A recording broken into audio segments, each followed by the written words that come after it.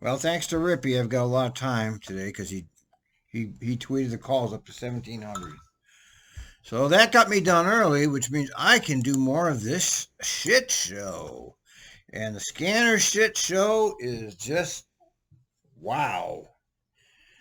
So many problems of driving buses these days. But here we're gonna do this TriMet dream world, this alternate reality that we see here with these people. They're in this other reality. This is non-existent reality for everybody except them. The real people are suffering incredibly on the streets and driving the buses and driving the trains, and it's a disaster. And fucking no drivers and canceling runs. I mean, it's a complete disaster. And here these idiots are in this alternate reality, and it's very hard to watch because it's so. Let me just show you. It's so indicative of the world we live in, man. It's just this is where we live. We have these psychopathic oligarchs running everything, and they just don't have a clue, or maybe they have a clue and they just don't care. But here, let me play this for you real quick because this is it. Into America's 60 families and public plunder and the founding finaglers, and you get into all this, you discover that the purpose of government has been crime since the founding of the Second Republic. I mean, there had been no exception. It's been one unending, basic hog wall, and the biggest hogs always, get the most. And if that's the kind of society you want, then you ought to love the one you have. Now that speech was 1990.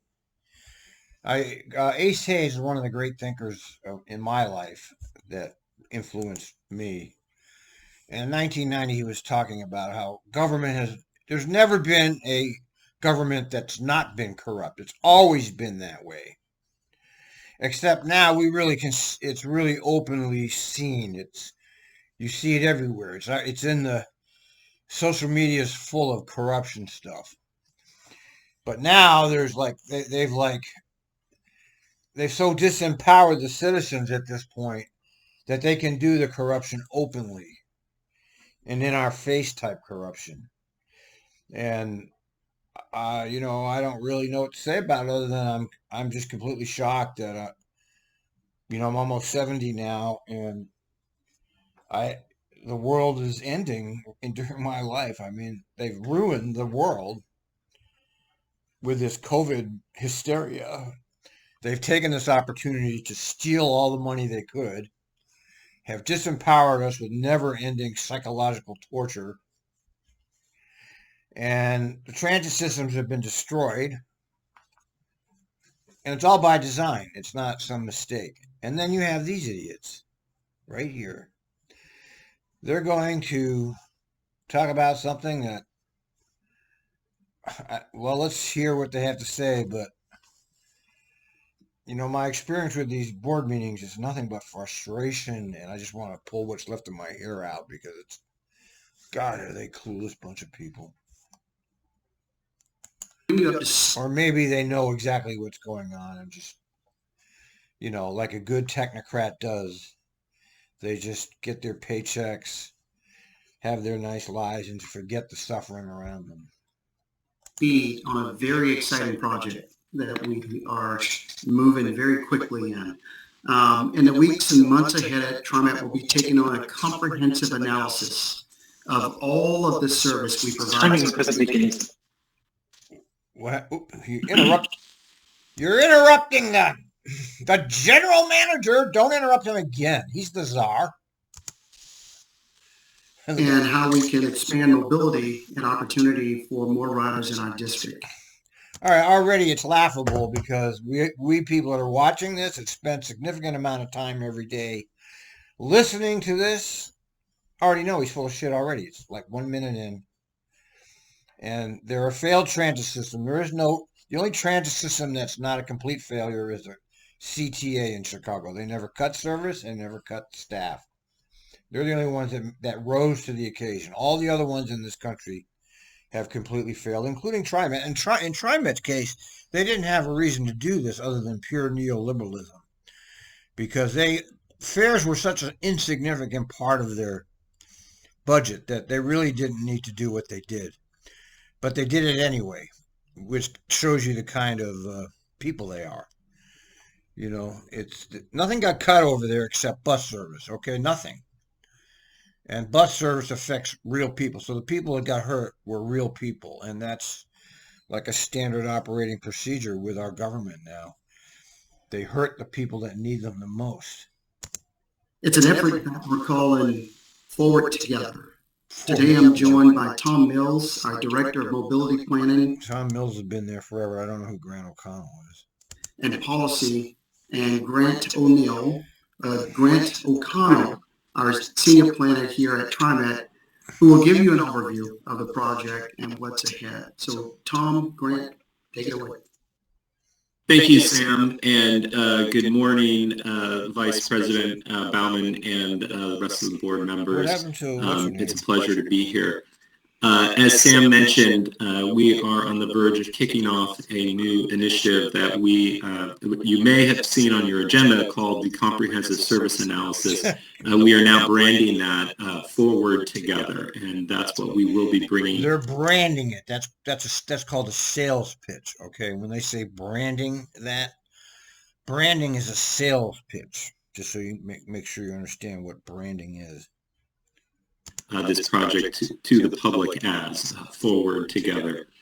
And the purpose behind this project is really to kind of get a better understanding of how the transit market has changed as a result of COVID, and how we need to respond with our service to address those changes. We all feel an urgency to do something to restore ridership as quickly as possible. But we believe that the sands are still shifting underneath our feet. Things are still changing, and the way the market is responding today is going to be different than what it will be doing a year. And here we go. The market. Government using the word market should be a red flag immediately. The reason they're government services is so that they're not market driven. That's the whole purpose of a socialized system. Like TRIMET is a socialized system. It exists because of taxpayers. It's not a profit making. It's not supposed to be. I mean, they make a lot of profit for all their contractors, but it's supposed to be for the benefit of the people in the region. It doesn't operate like that, but it's supposed to operate like that. From now, maybe even 3 years from now. And so over the next 9 months, we're going to be working with the community to really understand how the market is changing and how it will be changing longer term, and then how we can respond to that. And of course, in doing so, restore ridership and ultimately grow it beyond where we were prior to COVID. With that in mind, if we could switch to the next slide, please. As I mentioned, or as Sam had mentioned, I am joined today by Senior Planner Grant O'Connell. And before I hand it off to Grant, Grant is our project manager for this. I do want to give a quick primer on the TRIMET Mobility Planning and Policy Department, because we do have some new members on the board. We are a staff of 11, and we are responsible for the long-range service planning, meaning... So they got 11 bureaucrats working on this shit. And I'm sure they're all six figures. Or close to six figures. How do we want to grow the system, change the system in the long term? And then using those conclusions, we annually... what we can afford to do on a year-by-year basis, we put into kind of what we call the annual service plan, which is really the short-range plan. And this is the plan that we bring to you every March and April to discuss changes to the system. It's kind of our incremental implementation of the long-range service planning. And then lastly, our department is responsible for access planning. That includes the bus stops and the amenities. So here we go again with this bureaucratization of something that's really not that hard to figure out. But this is another example. I mean, we keep seeing this bureaucratization of every single aspect of the TRIMET. They take the simple and turn it complicated. Okay, it's just okay. I'll try to watch it. But. Around the bus stops, as well as pedestrian access to transit and bike access to transit. So with that quick primer in mind, I'm going to go ahead now and turn over the presentation to our project manager, senior planner, Grant O'Connell. And I think we'll go to the next slide. Good morning, TRIMET Board, President, Vice President. No, we're gonna do a little history here. This should be fun. And the rest of the board. It's a pleasure to be with you all this morning. I'm Grant O'Connell, as Tom mentioned, the senior planner in the long range group. My pronouns are he or they, and he or they. He's got the flag back there.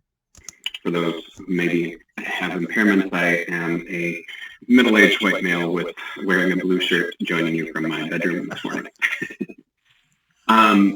So Tom gave a quick overview. That was funny. Of mobility planning and policy and what we do in our work, but I think it's important. See, he's in his bedroom. He doesn't come to work. They don't come to work, these people.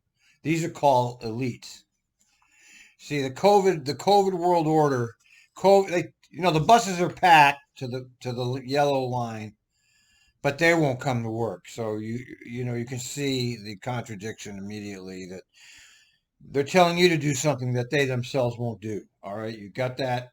They're telling you COVID is okay, you can load the buses, but they're not comfortable enough to go back to work. So you can see how the elites are in a different world from everybody else. Just this presentation right there shows you. In this moment, to take a brief step backward and remember kind of how our service came to be. You see here a map of the 1943 Portland Traction Company. And the nature of transit was such that developers actually often built streetcar lines to facilitate the relocation of folks, to enable a different way of living, where folks were previously centered in high density areas in the city core, because of a need to walk to work or take a horse, and developers actually built streetcar lines to be able to sell land for housing in further outreach areas of the city. And then, that the story goes on, of course, they maybe fell into a state of repair, but the idea that, that facilitating that sale of lands by building that streetcar was maybe not sustainable, because once that land was sold, that developer didn't necessarily have that same interest in sustaining that service. But I bring that up because we have areas of the city of Portland that are, and other parts of our region that are, in essence, built by transit. There is a long and storied history of the connection between land use and transit. So if you kind of focus your... Oh, okay. Well, I had to go upstairs, but so he's already talked about how transit is part of a development scheme. It's not about people, it's about developers. And he says that goes all the way back to 1943. Mind your eye a little bit on what you see, Sandy Boulevard, that line going diagonally to the northeast, or Hawthorne, where it goes due east to Mount Tabor and then turns south to Foster. You focus your eye on those lines, and now if Kim could advance the slide, please. Come on, move. Any frozen ham? Yeah, there's some in there. You see that diagonal line to the northeast, or that line to the east and turning south. That still exists today in 2021, 80 years later. So when we talk about our network and the service that we still provide today, it's just important to remember that some of those systems and services have been in place for decades, and the land use is such that it is dependent or even integrated into that community, that how that neighborhood functions is because of transit. So when we talk about this project, the idea of reorienting or reallocating I don't buy that. You know, the communities are not functioning as a result of transit. Not in this city, not in Portland. Service, we need to also remember that some of that is very entrenched in the community. But if we advance the next slide, that 1943 history of land use and transportation connectivity has certainly grown and expanded to today. Our system now covers a 533 square mile district. Whoops. 84 bus lines, 6,400 stops, 60 miles of light rail track, a commuter rail line, service over 22 hours a day, 7 days a week. We could advance to the next slide as well now.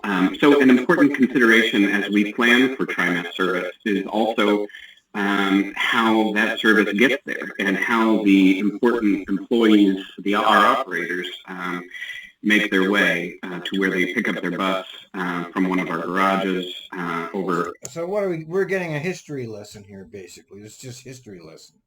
And Les Spittler, mentioned nearly 700 buses deployed daily from 3 growing to 4 garages across our region. An important part of our planning process is understanding where those operators are going to take their breaks, where they're going to get relieved for their next shift, and getting the bus to and from the garages. Next slide, please. Us in service planning, there's when we talk about what riders want, there's lots of things, but when we focus from our field of work, of service planning, we know that riders want frequency, they want reliability, real-time stop arrival information, and better stop condition. We acknowledge there's other desires too, of course, safety and security being tantamount. But that which our group focuses on, this is the key things in survey after survey in our annual attitudes and awareness and other surveys that we've learned that what riders really want, what they need out of our service. And we've developed plans accordingly. If you advance to the next slide. Except you don't have that. You don't have frequent and you don't have reliable. It's not happening. This frequent service is not every 15 minutes, every 10 minutes or better. Since, that top of the list was frequency, since the 90s, we really doubled down on frequency. We developed our frequent service network. We were very much a pioneer in that effort to deliver on that, to communicate to folks that on this bus, you can expect service to come about every 15 minutes or better throughout most of the day, to give that person that sense of comfort that this service is there for them, it's available to them. And we've expanded upon that. The service enhancement plans were developed. Bullshit. And as a way to demonstrate if we were to increase the payroll tax, what we would do with that increased funding. And so we developed that long-range plan for how we would grow the frequent service network and expand service to different areas. With the introduction of House Bill 2017, we developed the public transportation. That was a tax grab. They didn't give you the chance to vote on that. They've forced you to pay more taxes. There was the state of Oregon stole your money without your vote. Purpose of government is crime, people. Remember that. Improvement plan, the PTIP, we call it, as required by the state, but importantly to take from those service enhancement plans and deliver upon them using the funding that the state so graciously What are you talking about? And then back to that checklist of things that we know riders want. Reliability. We really appreciate our partner in the city of Portland and others throughout the region who have joined us in the road lane and enhanced transit concepts to be able to ensure our transit has that reliability factor. So those are some of the, when I come to you from our planning group, those are some of the things that we had in place, we have in place, and continue to draw upon to better our service. Next slide, please.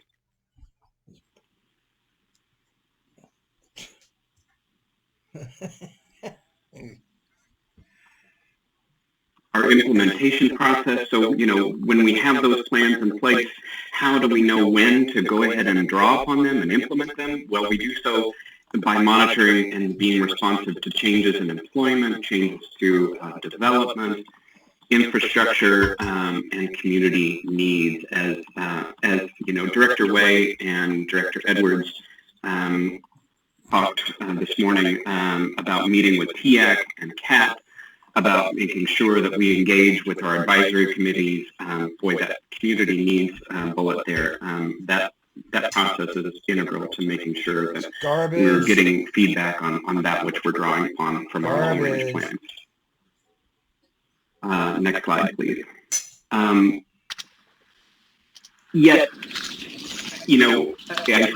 So we've kind of taken you from the really far back history to kind of where we are today and how we plan for service. And yet we find ourselves in this historic and remarkable moment for transit. When the pandemic hit, we were actively just encouraging folks to stay home if they could, to make space on our buses with our limited capacity. For those that found... Yeah, they just cut the service, by the way, they just unilaterally cut the service. There was no reason to do that. Okay, they did that anyway. They cut the service 20%, just unilaterally did it. They just announced it. No hearings, no so-called equity analysis. None of the things they were supposed to do did they do. They just announced, we're cutting the service 20%. Purpose of government is crime, and that people that are running government are criminals, including these people. That they need to take transit, that it was an essential part of how they conduct their daily lives. That spotlight of the needs of essential workers, the transit dependent, has really given us, some very powerful information about those that may be choice riders that we certainly want to get back, but also those that really are our core customers that really need and depend upon the services that we provide. So this they try to call them customers when they're riders. Okay, they're not your customers. There's nobody competing against you. It's another one of those mind games, If we keep saying this, people have a better opinion of us. The mind games, bullshit. Opportunity, this moment provides us with an opportunity to learn more. So we're going to conduct this comprehensive service analysis that we're branding now today, Forward Together, to understand as more people are telecommuting, companies may have relocated, demographics may have changed, the needs of essential workers through warehousing and distribution has really been put at the fore. So we're going to take the learnings that we have right now and begin to incorporate that. So next slide, please. So how we're going to approach this comprehensive service analysis. Next slide of our consultant ridership. And now they're going to have a consultant. Listen to this shit. Consultant analysis and continue to engage. Develop service scenarios. Here we go again. Take scenarios out to the public for feedback. Refine a scenario for implement. See what they did? They bureaucratized it to make a job for themselves. This is garbage. All you have to do is restore your service, you dumb fucks. Okay, why are you playing these games with us? Consultant analysis. What's changed and can get 48th Avenue. Move it up. Working group to review the project. Now look at this. Working group meetings, consultation, solicitation, contract negotiation with what? Look at this, community engagement from November all the way to June. Comprehensive, what a bunch of crap. Jesus, I can't even believe it. before taking it during implementation. The consulting. All right. I missed anything? Did you want to add anything to what I've said? Forward. I think you covered everything, Grant. Fantastic job. Welcome questions from the board.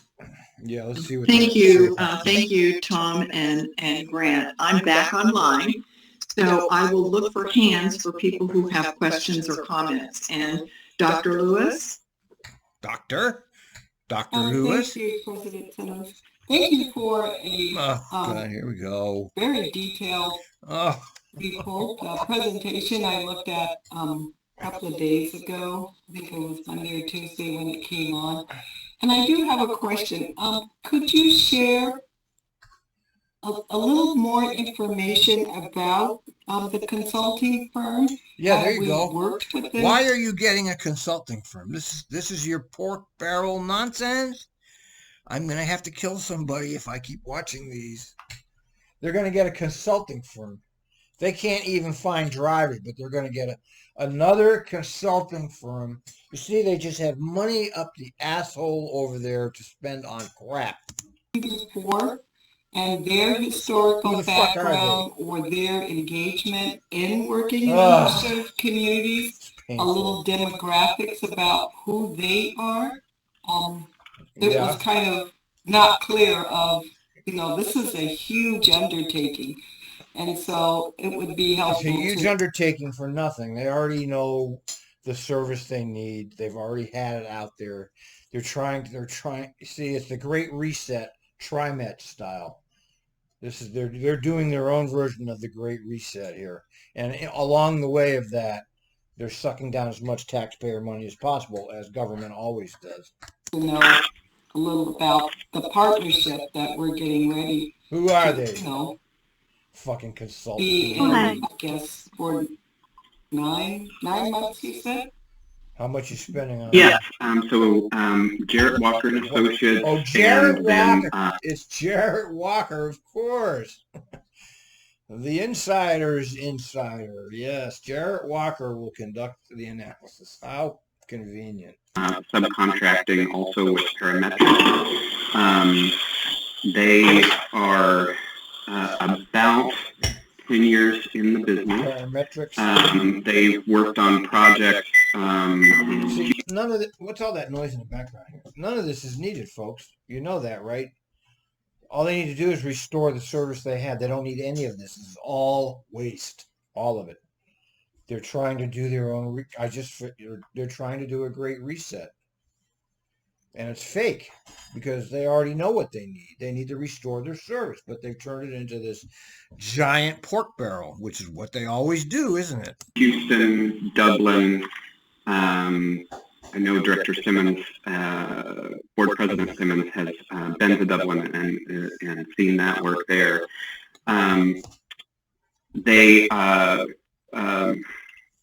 The team that they've put together includes a Spanish-speaking engagement specialist, an expert in the field, and then also 2 women, 2 men, and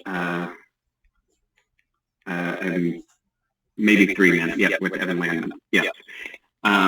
We did score them against our DBE requirements and reviewed those, and they've engaged in some recent double-blind hiring processes to.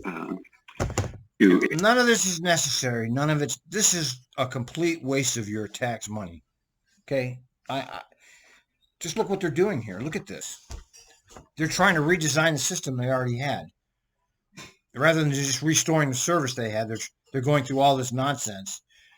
This is just unbelievable, folks. Unbelievable. Ensure that and experienced a great result with fielding new candidates that brought in some diverse perspectives to their agency. Ridiculous. What more can I tell you? Do you have more specific questions? Hey, Grant, this is Steve Witter.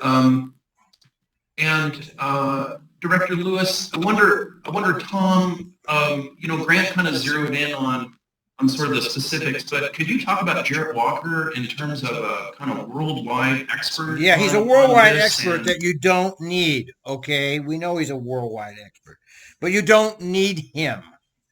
What the hell do you think you're doing? You're trying to reinvent the fucking wheel. You already invented it, you dumb fucks. I can't watch this. I'm sorry. I just can't do it.